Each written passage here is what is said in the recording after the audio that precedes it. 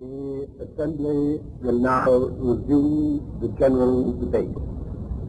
And the next speaker is the President of Indonesia.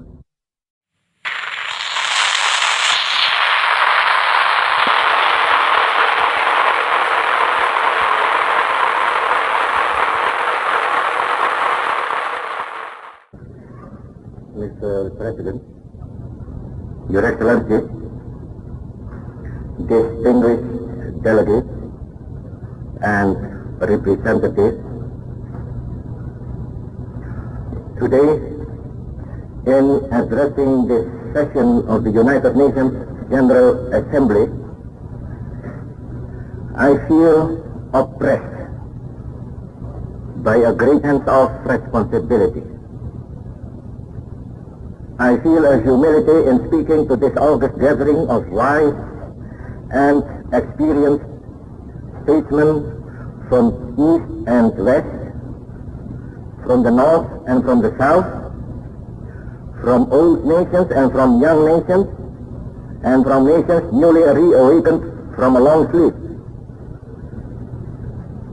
I have prayed to the Almighty that my tongue will find those words which are adequate to express the feelings of my heart.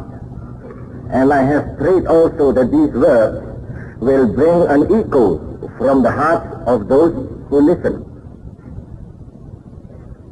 It is my great pleasure to congratulate the President upon his appointment to his high and constructive office. It is also my great pleasure, on behalf of my nation, to offer a most heartfelt welcome to the 16 new members of the United Nations. The Holy Book of Islam has a word for us today. The Quran says, in my language, "Hai sekalian manusia, sesungguhnya aku telah menjadikan kamu sekalian dari seorang lelaki dan seorang perempuan, sehingga kamu berbangsa-bangsa dan bersuku-suku, agar kamu sekalian mengenal satu sama lain. Bahwasanya yang lebih mulia di antara kamu sekalian ialah siapa yang lebih takwa kepadaku." I might translate that as, "O mankind, I, Allah, made you from a male and a female, and divided you into nations and tribes, so that you should come to know one another. In truth, those who are most noble before God are those who most are in awe of Allah and do good works toward Allah." And the Christian Bible too has a word for us. "Glory to God in the highest, and on earth peace to men of goodwill." I am deeply moved indeed as I survey this assembly. Here is the proof that generations of struggle have been justified.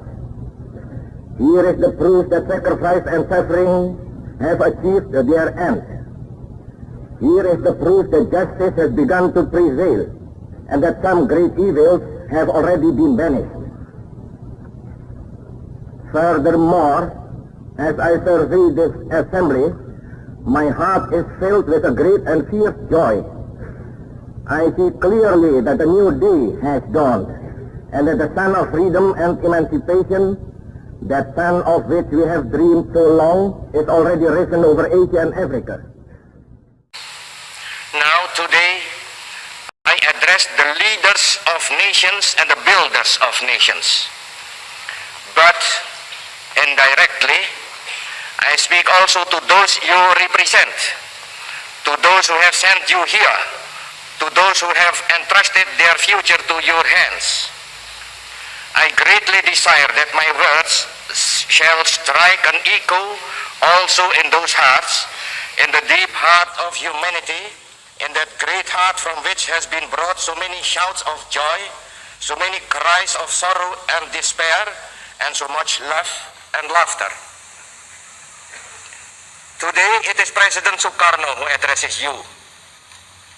But more than that, though it is a man, Soekarno, an Indonesian, a husband, a father, a member of the human family. I speak to you on behalf of my people, those 92 million people of a distant and white archipelago, those 92 million people who have lived a life of struggle and sacrifice, those 92 million people who have built a state upon the ruins of an empire.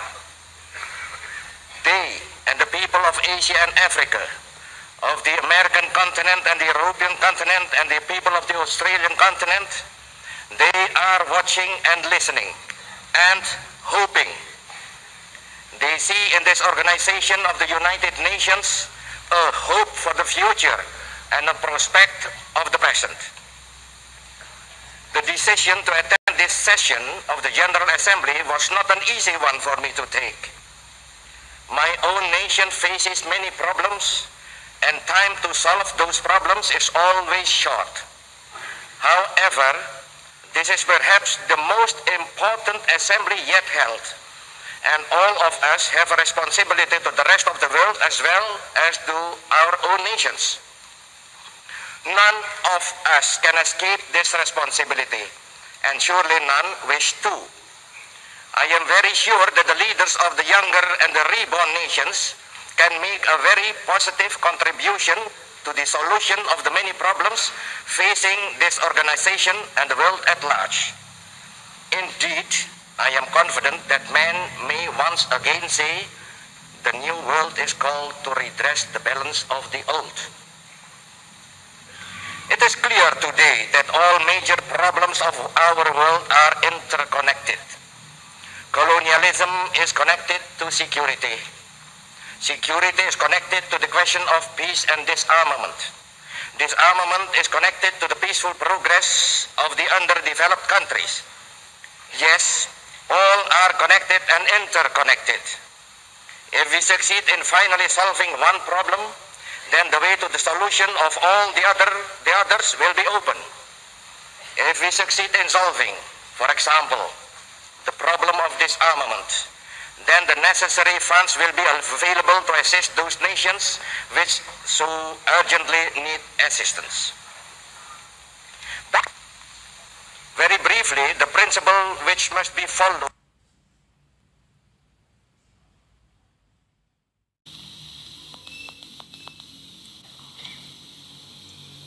5 years ago, 29 nations of Asia and Africa sent their representatives to the Indonesian city of Bandung.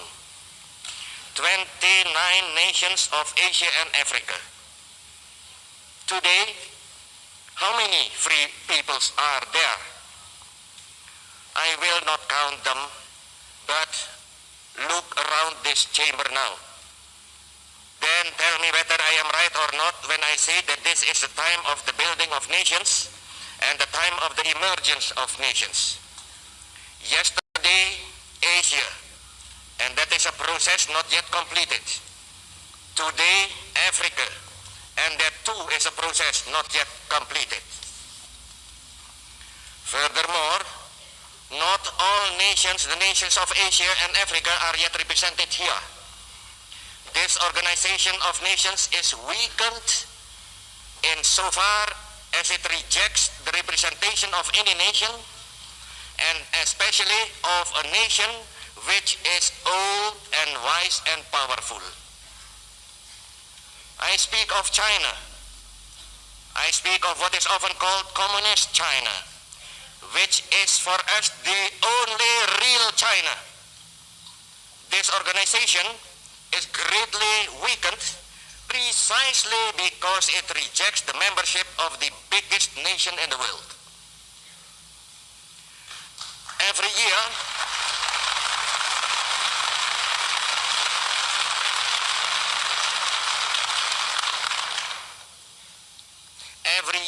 we support the admission of China to the United Nations, and we will continue doing that.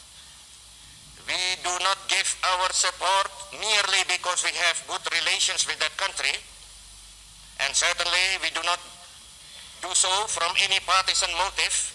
No, our position on this question is guided by political realism, by short-sightedness, excluding a vast nation, a nation great and powerful in terms of numbers, culture, the attributes of an ancient civilization, a nation full of strength and economic power. By excluding that nation, we make this international organization much weaker and so much further from our requirements and our ideal. We are determined to make the United Nations strong and universal and able to fulfill its proper function. That is why we consistently support the representation of China in our number. Furthermore, disarmament is a pressing need of our world. This most vital of all questions should be discussed and solved within the framework of this organization. Yet, how can there be a realistic agreement on disarmament if China, one of the most powerful nations in the world, is excluded from the deliberations? Representation of China in the United Nations would involve that nation in constructive world affairs and would thus immensely strengthen this body. We are determined that the fate of the world, which is our world, will not be decided above our heads or over our bodies. It will be decided with our participation and cooperation. Decisions vital to the peace and future of the world can be decided here and now. Here are heads of state and heads of government gathering in one place. There is the framework of our organization. I very sincerely hope that no questions of rigid protocol and no narrow feelings of hurt personal or national feelings will prevent this opportunity from being used fully. A chance like this does not come often. It should be fully exploited. We have a unique opportunity now for combining private and public diplomacy. Let us grasp that opportunity. It may not come again. I am very well aware that the presence here of so many heads of state and heads of government meets the hopes of millions of people. They can take vital decisions on establishing a new look for our world and consequently also a new look for the United Nations. It is appropriate now to consider the position of the United Nations in relation to this era of nation building and new nationhoods. I tell you this, for a newly born or a newly reborn nation, the most precious possession is independence and sovereignty. Perhaps it may be, I don't know, but perhaps it may be that this sense of holding the precious jewel of sovereignty and independence is confined to the nations newly awakened. Perhaps as generations pass, the sense of pride and achievement grows dim. It may be so, but I don't think so. Even today, this is an international body. It is not yet either supranational nor supranational. It is an organization of nation states and can function only insofar as it is the will of those nation states that it do so. Have we all unanimously agreed to surrender any part of our sovereignty to this body? No, we have not. We have accepted the Charter, and the Charter is signed by fully sovereign, fully equal nation states. It may well be that this body should consider whether its members should surrender any part of their sovereignty to this international body. But if any such decision is made, it must be made freely and unanimously and equally. It must be made by all nations equally. the ancient and the new, the emergent nations and the old established, the developed and the underdeveloped. This is not something which can be imposed on any nation. Furthermore, the only possible basis for any such body as this is strict equality. The sovereignty of the newest nation or the smallest nation is just as precious, just as inviolable as the sovereignty of the biggest nation or the oldest nation. And furthermore again, any transgression against the sovereignty of any nation is a potential threat to the sovereignty of all nations. For 15 years now, the West has known peace, or at least the absence of war. Of course, there have been tensions. Yes, there has been danger. But the fact remains that in the midst of a revolution engulfing 3/4 of the world, the West has been at peace. Both great blocs, in fact, have successfully practiced coexistence for all those years, thus contradicting those who deny the possibility of coexistence. We of Asia, I repeat, we of Asia, we have not known peace. After peace came to Europe, we endured atomic bombs. We endured our own national revolution in Indonesia. We endured the torment of Vietnam. We suffered the torture of Korea. We still suffer the agony of Algeria. Is it now to be the turn of our African brothers? Are they to be tortured while our wounds are still unhealed? And yet, the West is still at peace. Do you wonder that we now demand respite from our torment? Do you wonder that now my voice is raised in protest? We, who were once voiceless, have demands and requirements. We have the right to be heard. We are not subject of barter, but living and virile nations with a role to play in this world and a contribution to make. I use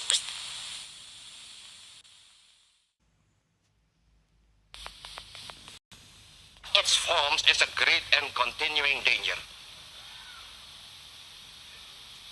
Imperialism is not yet dead. People sometimes say imperialism and colonialism is dead. No, imperialism is not yet dead. It is dying.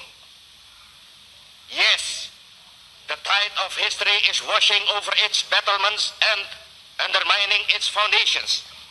Yes, the victory of independence and nationalism is certain.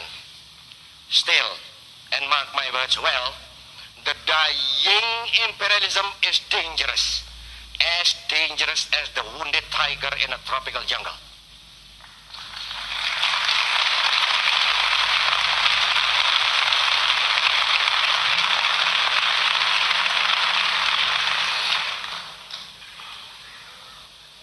I tell you this, and I am conscious of speaking now for my Asian and African brothers. The struggle for independence is always justified and always just.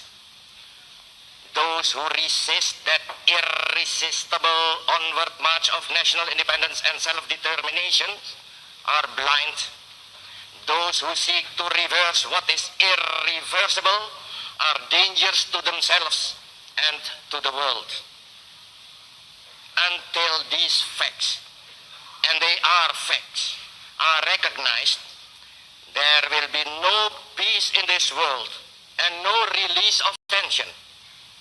I appeal to you, please place the authority and the moral power of this organization of states behind those who struggle for freedom. Do that clearly. Do that decisively. Do that now. Do that, and you will gain the full and wholehearted support of all men of goodwill. Do that now, and future generations will applaud you. I appeal to you, to all members of the United Nations, move with the tide of history. Do not try to stem that tide. The United Nations has now and today the opportunity of building for itself a great reputation and prestige. Those who struggle for freedom will seek support and allies where they can. How much better that they should turn to this body and to our charter rather than to any group or section of this body. Remove the causes of war and we shall be at peace.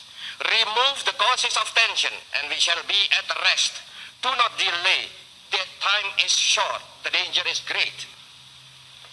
Humanity the world over cries out for peace and rest, and those things are within our gift. Do not withhold them, lest this body be discredited and deserted. Our task is not to defend this world, but to build the world anew. The future, if there is to be a future, will judge us on the record of our success at this task. Do not, I beg you, older established nations, underestimate the force of nationalism. If you doubt its force, look around this chamber and compare it with San Francisco 15 years ago. Nationalism, victorious, triumphant nationalism has wrought this change, and it is good. Today, the world is enriched and ennobled by the wisdom of leaders of sovereign nations newly established. To mention but 6 examples from many, there is Norodom Sihanouk, there is a Nasser, there is a Nehru, there is a Sekou Touré, there is a Mao Zedong in Peking, there is a Nkrumah. Is not the world a better place than they should sit here instead of devoting all their lives and all their strength to the overthrow of the imperialism which bound them? And their nations too are free, and my nation is free, and many more nations are free. Is not the world thus a better and a richer place? Indeed, I do not have to explain to you that we of Asia and Africa are opposed to colonialism and imperialism. More than that, who is there in the world today who will defend those things?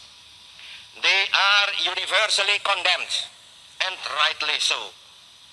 And the old cynical arguments are no longer heard. Conflict now centers on when colonies are to be free, not on whether they are to be free. However, I will stress those who are discussing nuclear disarmament must never forget that we, who in this previously have been inarticulate, are watching and are hoping. We are watching and we are hoping, and yet we are filled with anxiety, because if nuclear warfare devastates our world, we too are the sufferers. No human being has the right to usurp the prerogative of God. No person has the right to use hydrogen bombs. No nation has the right to cause the probable destruction of all nations. No political system, no economic organization is worth the destruction of the world, including that system or organization itself. If the hydrogen-armed nations alone were involved in this issue, we of Asia and Africa would not care. We would only watch with detachment, filled with wonder, that those nations from which we have learned so much and which we have admired so much should today have sunk into such a morass of immorality. We could cry a curse upon you, and we could retire into our own balanced and peaceful world. But we cannot do that. Already we Asians have suffered atomic bombing. We Asians also are threatened again. And furthermore, we feel a moral duty to help in any way we can. We are not the enemies of the West nor of the East. We are part of this world and we wish to help. This is a cry from the heart of Asia. Let us help you to solve these problems. Perhaps you have looked at them too long and no longer see them clearly. Let us help you, and in helping you, we will help ourselves and all the future generations of all the world. It is obvious that the problem of disarmament is not only disagreement on narrow technical grounds. It is a question also of mutual trust. In fact, it is clear that on technical matters and on methods, the two blocks are not very far apart. The problem is rather one of mutual distrust. It is a problem open to solution by methods of discussion and diplomacy. Surely we of Asia and Africa and the other non-aligned countries can help in this. We are not short of experience and skill in negotiating. Perhaps our intermediation would be of value. Perhaps we could assist in finding a solution. Perhaps, who knows, perhaps we could show you the way to the only real disarmament, which is disarmament in the heart of man, the disarmament of man's mistrust and hatreds.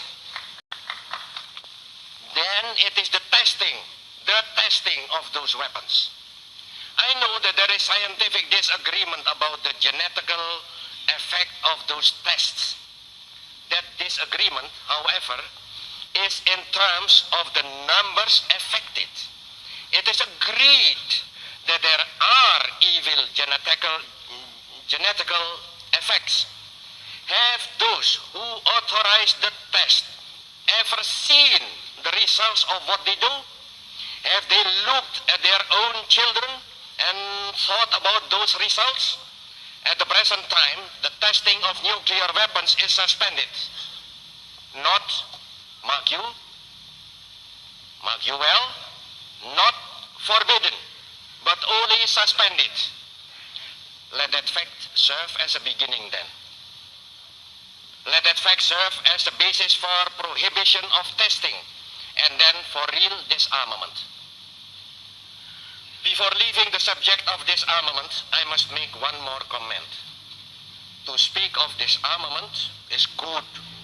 Seriously, to attempt the making of a disarmament agreement would be better.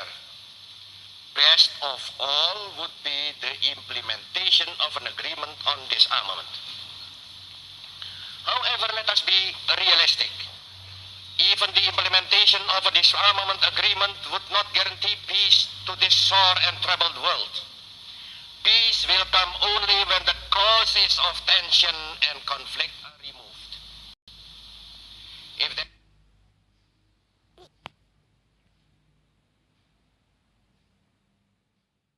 this sore and troubled world, peace will come only when the causes of tension and conflict are removed. If there is a cause for conflict, then men will fight with pointed sticks if they have no other weapon. I know because my own nation did that very thing during our struggle for independence. We fought then with knives and pointed sticks. In order to make peace, we must remove the causes of tension and of conflict. That is why I spoke deep from my heart about the necessity of cooperation to bring about the final and glorious end of imperialism. Where there is imperialism and where there are simultaneously armed forces, then the position is a dangerous one indeed. Again, I speak from experience. That is the situation in West Irian. That is the situation in the 1/5 of our national territory which still labors under imperialism. There in West Irian, we have imperialism and the armed forces of imperialism.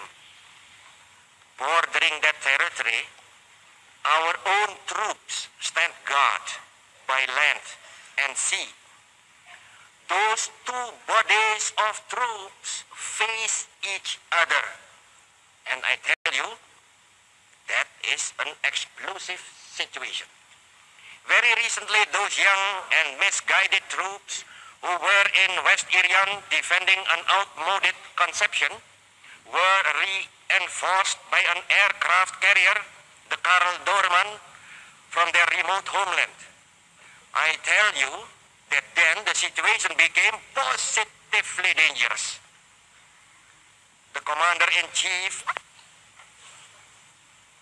our present determined efforts to reach a solution by our own methods is part of our contribution towards securing the peace of this world. It is part of our effort to end this world problem of an obsolete evil. It is a determined surgical effort to remove the cancer of imperialism from the area of the world in which we have our life and being. I tell you in all seriousness, the situation in West Irian is a dangerous situation, an explosive situation. It is a cause of tension and it is a threat to peace. General Nasution is not responsible for that. Our soldiers are not responsible for that. Soekarno is not responsible for that. Indonesia is not responsible for that. No, the threat to peace springs directly from the very existence of colonialism and imperialism. Remove those checks to freedom and emancipation, and the threat to peace disappears. Eradicate imperialism, and the world becomes immediately and automatically a cleaner place, a better place, a more secure place. I know that when I say this, the minds of many will turn to the situation in the Congo. You may ask, has not imperialism been ejected from the Congo, with the result that there is now strife and bloodshed? It is not so. The deplorable situation in the Congo is caused directly and immediately by imperialism, not by its ending.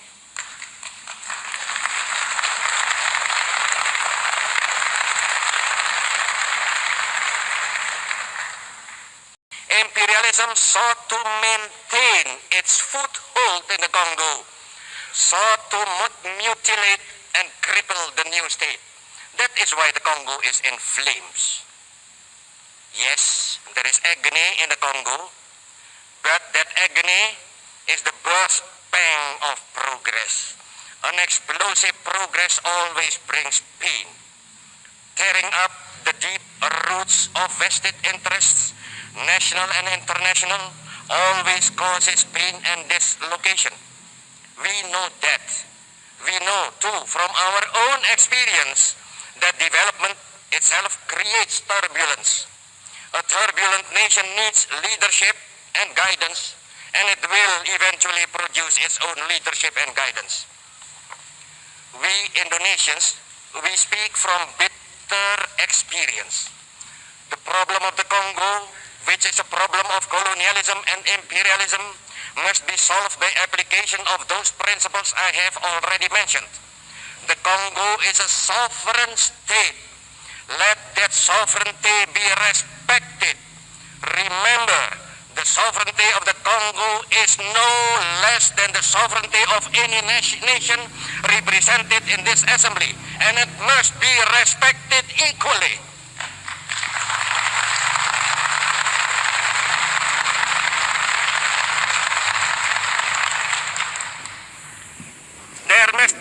interference in the internal affairs of the Congo, and certainly no open or hidden support for disintegration. Yes, of course, that nation will make mistakes. We all make mistakes, and we all learn from mistakes. Yes, there will be turbulence, but let that go on too, for it is a sign of rapid growth and development. The extent of the turbulence is a question for the nation itself.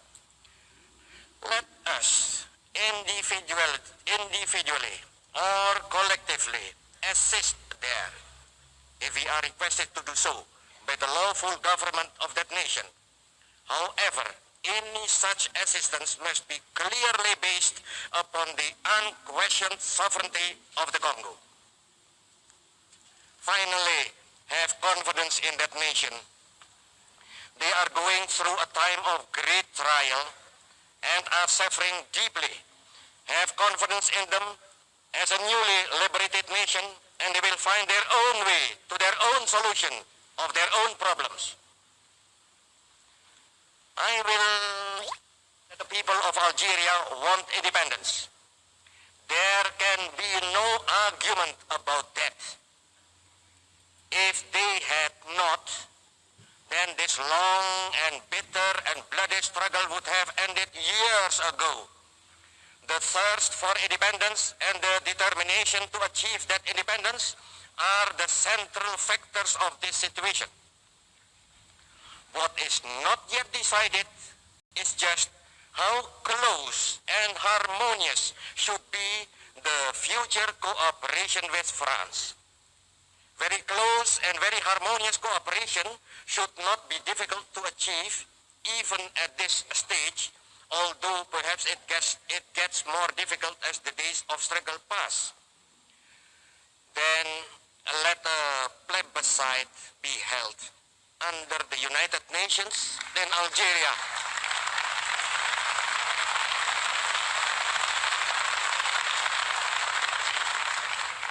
To determine the wishes of the people on just how close and harmonious those relations should be. The plebiscite should not be concerned with the question of independence. That has been settled in blood and tears, and there certainly will be an independent Algeria.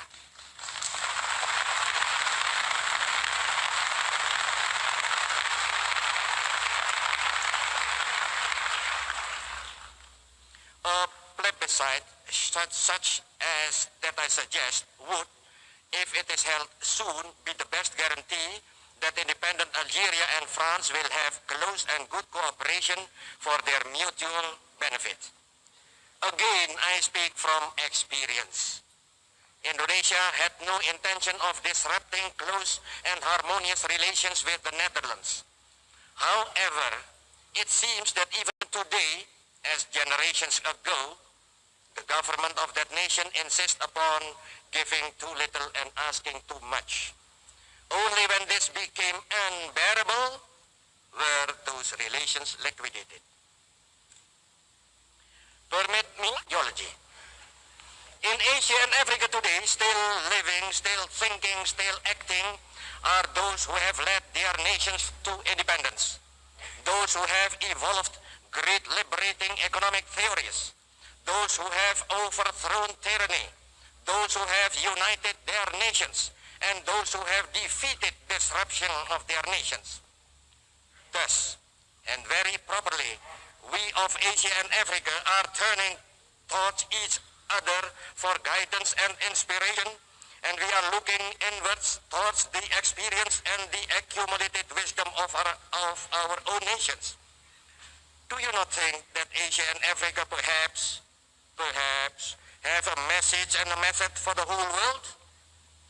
It was the great British philosopher Bertrand Russell who once said that mankind is now divided into two groups.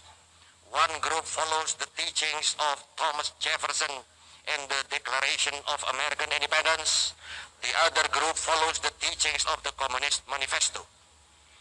But pardon me, Lord Russell, pardon me. I think you have forgotten something.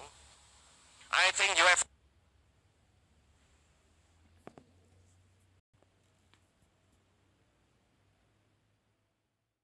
by the reiteration of old and worn-out slogans. We cannot ignore them, for they threaten us. But pardon me, Lord Russell, pardon me. I think you have forgotten something. I think you have forgotten about more than 1,000 million people, the people of Asia and Africa, and possibly also of Latin America, who follow neither the Communist Manifesto nor the Declaration of Independence.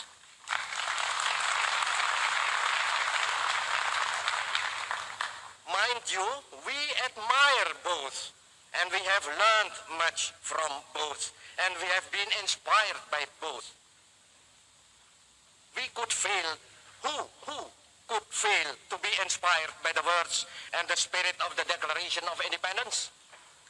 We hold these truths to be self-evident, that all men are created equal, that they are endowed by their Creator with certain inalienable rights, that among those rights are life, liberty, and the pursuit of happiness. Who, deeply engaged in the struggle for national life and liberty, could fail to be inspired? And again, who amongst us, struggling to establish a just and prosperous society upon the devastation of colonialism, could fail to be inspired by the vision and cooperation and economic emancipation evoked by Karl Marx and Friedrich Engels? Now there is confrontation between those two outlooks, and this confrontation is dangerous. Not only to those who confront each other, but also to the rest of the world. I cannot speak for the rest of Asia and Africa. I am not empowered to do so, and in any case, they are well able to express their own views. However, I am empowered, indeed instructed, to speak for my own nation of 92 million people, for us. The torrent of history shows clearly that all nations need some such conception and ideal. If they do not have it, or if it becomes obscured and obsolete, then that nation is in danger. Our own Indonesian history shows that clearly, and so indeed does the history of the whole world. We call this something the Pancasila. Pancha is 5, Sila is principle. We call this something Pancasila. Pancasila, or the 5 pillars of our state. These 5 pillars do not spring directly from either the Communist Manifesto nor the Declaration of Independence. Indeed, they are ideas and ideals which have, perhaps for centuries, been implicit amongst our people. It is indeed not surprising that concepts of great strength and virility should have arisen in our nation during the 2,000 years of our civilization and during the centuries of strong nationhood before imperialism engulfed us in a moment of national weakness. In speaking to you of Pancasila, I am expressing the essence of 2,000 years of our civilization. What then are those 5 pillars? They are quite simple. First, belief in God. Second, nationalism. Third, internationalism. Fourth, democracy. Fifth, social justice. Belief in God, nationalism, internationalism, democracy, social justice. Very simple. Permit me now to expand a little on those 5 points. First, belief in God. My nation includes those who follow many different religions. There are Mohammedans, there are Christians, there are Buddhists in Indonesia, and there are men of no religion. However, to 85% of our 92 million people, the Indonesian nation is made up of followers of Islam. Springing from this fact and in recognition of the unified diversity of our nation, we place belief in God as the forefront of our philosophy of life. Even those who follow no God in their innate tolerance recognize that belief in the Almighty is characteristic of their nation, and so accept this first sila. Then number 2, nationalism. The burning force of nationalism and the desire for independence sustained us and gave us strength during the long colonial night, and during the struggle for independence. Today, that burning force is still within us and still sustains us. But our nationalism is most certainly not chauvinism. We most certainly do not regard ourselves as superior to other nations. We most certainly do not seek to impose ourselves on other nations. I know well that the word nationalism is suspect and even discredited in the West. That is because the West has itself prostituted and distorted nationalism. And yet true nationalism still burns bright in the West. If it had not, then the West would not have challenged with arms the aggressive chauvinism of Hitler. Support and encourage nationalism wherever we find it. Our third pillar is internationalism. There is no conflict or contradiction between nationalism and internationalism. Indeed, internationalism cannot grow and flourish except in the rich soil of nationalism. Is not this Organization of United Nations clear evidence of that? Previously, there was the League of Nations. Now there is the United Nations. The very names proclaim that neither could have existed without the existence of nations and nationalism. And yet, the very existence of both shows that the nations desire and need an international body in which each is equal. Internationalism is most certainly not cosmopolitanism, which is a denial of nationalism, which is anti-national and indeed anti-reality. Rather, true internationalism is an expression of true nationalism, in which each nation respects and guards the rights of all nations, big and small, old and new. True internationalism is a sign that the nation has become adult and responsible, forsaking childish ideas of national or racial superiority, forsaking the infantile disorders of chauvinism and cosmopolitanism. Fourthly, there is democracy. Democracy is not the monopoly or the invention of the Western social orders. Rather, democracy seems to be the natural condition of man, although it is modified to fit particular social conditions. During the millennia of our Indonesian civilization, we have evolved our own Indonesian democratic forms. It is our belief that these forms have an international relevance and significance. This is a question to which I shall return later. Finally, the last sila, the ultimate pillar, is social justice. With this, we link social prosperity, for we regard the two as inseparable. Indeed, only a prosperous society can be a just society, although prosperity itself can reside in social injustice. Then, that is our Pancasila. Belief in God, nationalism, internationalism, democracy, social justice. Those are the principles which my nation fully accepts and uses as its guide to all political activity, economic activity, social activity. It will be hopeless. We of Indonesia are not prepared to sit idly back while the world goes to ruin. We are not prepared to have the clear morning of our independence overshadowed by radioactive clouds.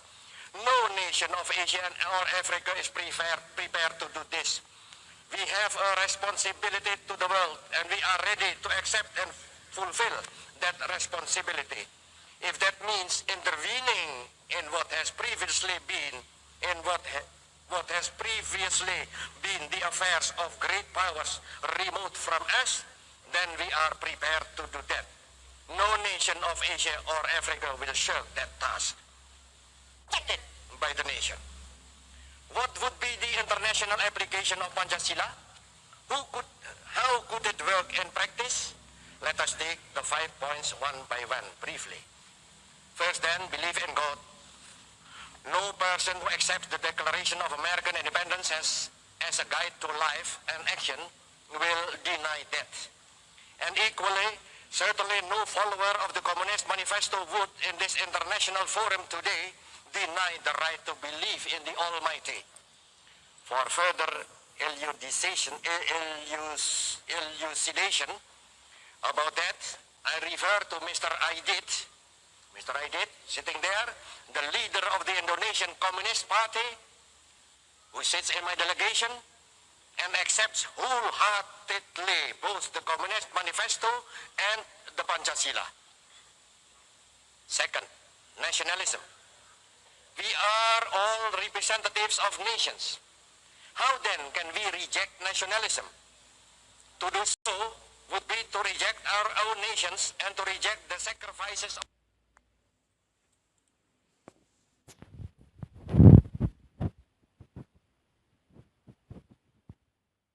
Second, nationalism. We are all representatives of nations. How then can we reject nationalism? To do so would be to reject our own nations and to reject the sacrifices of generations. But I warn you, if you accept the principle of nationalism, then you must reject imperialism. But to that warning, I will add a reminder. If you reject imperialism, then automatically and immediately you remove from this troubled world a major cause of tension and conflict. The third point is internationalism. Is it necessary to speak at length about internationalism in this international body? Surely not. If our nations were not internationally minded, then those nations would not be members of this organization. However, true internationalism is not always found here. I regret the necessity of saying that, but it is a fact. True internationalism is not always found here. Only too often, the United Nations is used as a forum for narrow national or sectional aims. Only too often, the great purposes of high ideals of our charter are obscured by the search for national advantage or national prestige. True internationalism must be based upon the fact of national equality. True internationalism must be based upon equality of regard, equality of esteem, upon the practical application of the truth that all men are brothers. It must, to quote the Charter of the United Nations, that document which is so often forgotten, it must reaffirm faith in the equal rights of nations, large and small. Finally, and once more, internationalism would mean the ending of imperialism and colonialism, and thus the ending of many dangers and tensions. Fourth, democracy. For us of Indonesia, democracy contains three essential elements. Three. It contains, first, the principle of what we call mufakat. Mufakat, that is unanimity. It contains, secondly, the principle of perwakilan, that is representation. Finally, democracy contains for us the principle of musyawarah, and that is deliberation between representatives.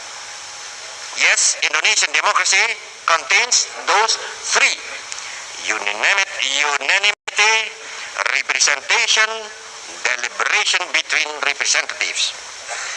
These principles of our democratic way of life are deeply enshrined within our people and have been from time immemorial. They ruled our democratic way of life when wild and savage tribes still roamed over Europe. They guided us when feudal. Look, not so very long ago, as you know, representatives of 29 nations of Asia and Africa met together in Bandung. Those leaders of their nations were no impractical dreamers. Far from it. They were hard, realistic leaders of men and of nations, most of them graduates of the struggle for national freedom, all of them well versed in the realities of political as well as international life and leadership. They were of diverse political outlook, ranging from the extreme left to the extreme right. Many in the West did not believe that such a conference could produce anything worthwhile. Many even believed that it would break up in confusion and mutual recrimination, torn apart on the rock of political differences. But the Asian African Conference succeeded. The Asian African Conference was conducted by methods of musyawarah, of deliberation. There were no majorities, no minorities. There was no voting. There were only deliberations and only the common desire to reach an agreement. Out of that conference came an unanimous communique, which is one of the most important achievements of this decade, and perhaps one of the most important documents of history. Can you now think of history? Finally, in the Pancasila, there is social justice. To be applied on the international field, this should perhaps be international social justice. Once again, to accept this principle would be to reject colonialism and imperialism. Furthermore, the acceptance of social justice as an aim by these United Nations would mean the acceptance of certain responsibilities and duties. It would mean a determined, united effort to end many of the social evils which trouble our world. It would mean that aid to the technically underdeveloped and the less fortunate nations would be removed from the atmosphere of Cold War. It would also mean the practical recognition that all men are brothers and that all men have a responsibility to their brothers. Is not that a noble aim? Of course, the United Nations consists of more than the Charter of the United Nations. Nevertheless, that historic document remains the guiding star and the inspiration of this organization. In many ways, the Charter reflects the political and power constellation of the time of its origin. In many ways, the Charter does not reflect the realities of today. Let us consider then whether the 5 principles I have enunciated would make our Charter stronger and better. I believe, yes, I firmly believe that the adoption of those 5 principles and the writing of them into the Charter would greatly strengthen the United Nations. I believe it would bring the United Nations into line with the recent development of the world. I believe it would make it possible for the United Nations to face the future refreshed and confident. Finally, I believe that the adoption of Pancasila as a foundation of the Charter would make the Charter more wholeheartedly acceptable to all members, both old and new. I will make one further point in this direction. It is a great honor to have the seat of the United Nations within one's country. We are all grateful indeed to the United States of America that the United States of America has offered a permanent home a permanent home to our organization. However, it might well be questioned whether this is advisable. I am convinced that an Asian or African country, in its faith and belief, would gladly offer hospitality to the United Nations, perhaps setting aside a sufficient area wherein the organization itself would be sovereign and in which the discussions vital to the vital work can take place in security and brotherhood. The United Nations is no longer the same body as that which signed the Charter 15 years ago. Nor is this world the same world. Those who labored in wisdom to produce the charter of this organization could not have foreseen the shape which it has taken today. Of those wise and far-sighted men, but few realized that the end of imperialism was in sight, and that if this organization was to live, then it must provide for a great and overbearing and invigorating influx of new and reborn nations. With all respect, I submit that it might not be so. The fact that the seat of the United Nations is in the territory of one of the Cold War protagonists has meant that the Cold War has worked its way even into the work and the administration and household of our organization. So much so, indeed, that the very attendance at this session of the leader of a great nation has become a Cold War issue and a Cold War weapon and a means of sharpening that dangerous and futile way of life. Let us inquire whether the seat of our organization should not be removed from the atmosphere of Cold War. Let us inquire whether Asia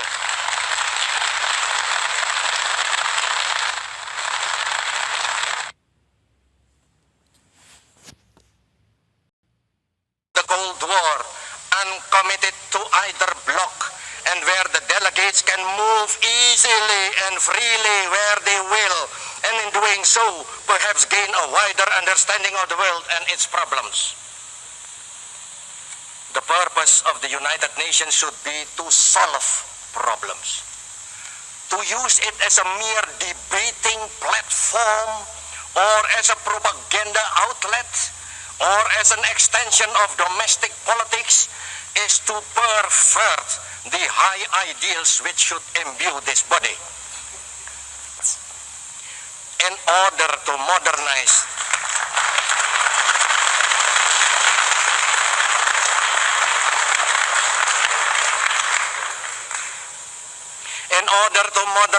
and make efficient our organization, perhaps even the Secretariat, under the leadership of its Secretary General, may need to be revised. In saying this, I am not, most definitely not, in any way criticizing or denouncing the present Secretary General, who is striving to do a good job under outmoded conditions which must at times seem impossible. How then can they be efficient? How can members of those two groups in the world, groups which are a reality and which must be accepted, how can members of those two groups feel at ease in this organization and have the necessary utmost confidence in it? Since the war, we have witnessed three great permanent phenomena. First is the rise of the socialist countries. That was not foreseen in 1945. Second is the great wave of national liberation and economic emancipation which has swept over Asia and Africa and over our brothers in Latin America. I think that only we who were directly involved anticipated that. Third is the great scientific advance which at first dealt in weapons and war, but which is turning now to the barriers and frontiers of space. Who could have prophesied this? It is true that our charter can be revised. I am aware that there exists a procedure for doing so and a time when it can be done. But this question is urgent. It may be a matter of life and death for the United Nations. No narrow legalistic thinking should prevent this being done at once. Equally, it is essential that the distribution of seats in the Security Council and the other bodies and agencies should be revised. I am not thinking in this matter in terms of block votes, but I am thinking of the urgency that the Charter of the United Nations, bodies and its Secretariat should all reflect the true position of our present world. We of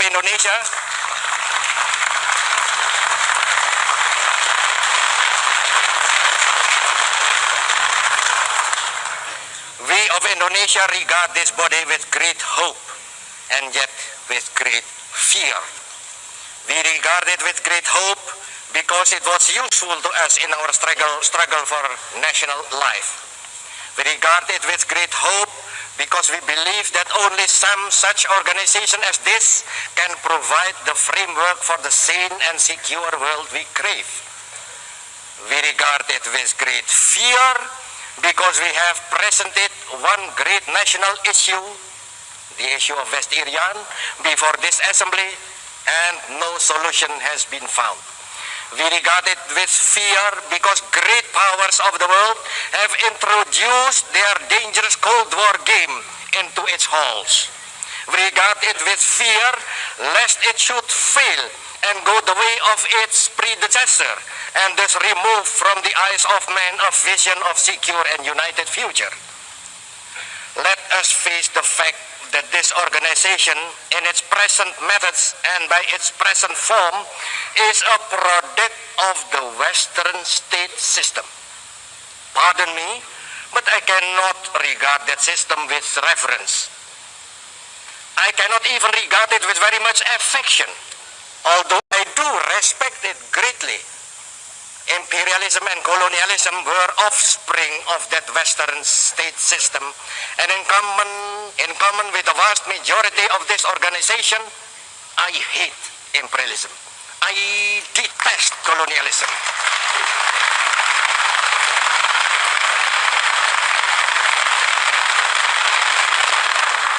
And I fear the consequences of their last bitter struggle for life. Twice within my own lifetime, the Western state system has torn itself to shreds and once almost destroyed the world in bitter conflict. Can you wonder that so many of us look at this organization, which is also a product of the Western state system, with a question in our eyes? Please do not misunderstand me. We respect and admire that system. We have been inspired by the words of Lincoln and of Lenin, by the deeds of Washington and by the deeds of Garibaldi. Even perhaps we look with envy upon some of the physical achievements of the West. But we are determined that our nations and the world as a whole shall not be the plaything of one small corner of the world. We do not seek to defend the world we know. We seek to build a better world. As a practical step in this direction, it is my honor and my duty to submit a draft resolution to this General Assembly. On behalf of the delegations of Ghana, India, the United Arab Republic, Yugoslavia, and Indonesia, I hereby submit the following resolution. The General Assembly, deeply concerned with the recent deterioration in international relations which threatens the world with grave consequences. Aware of the great expectancy of the world that this assembly will assist in helping to prepare the way for the easing of world tension, conscious of the grave and urgent responsibility that rests on the United Nations to initiate helpful efforts, requests as a first urgent step the President of the United States of America and the Chairman of the Council of Ministers of the Union of Soviet Socialist Republics to renew their contacts interrupted recently, so that their declared willingness to find solutions of the outstanding problems by negotiations may be progressively implemented. Mr. President, may I request on behalf of the delegations of the above-mentioned 5 nations that this resolution receive your urgent consideration. A letter to this effect, signed by the heads of the delegations of Ghana, India, the United Arab Republic, Yugoslavia, and Indonesia, has already been sent to the Secretariat. I submit the draft resolution on behalf of those 5 delegations and on behalf of the millions of people in those nations. To accept this resolution is a possible and immediately step. Let this General Assembly accept this resolution as soon as possible. Let us take this practical step towards an easing of the dangerous tension in our world. Let us carry this resolution unanimously so that the full force of the world's concern may be felt. Let us take this first step and let us determine to continue our activity and pressure until our world becomes the better and more secure world we envisage. A world in which all nations exist in peace and brotherhood. Build the world fit for the dreams and the ideals of humanity. Break now with the past, for the day is at its dawning. Break now with the past, so that we can justify ourselves with the future. I pray God Almighty will bless and guide the deliberations of this assembly. I thank you all.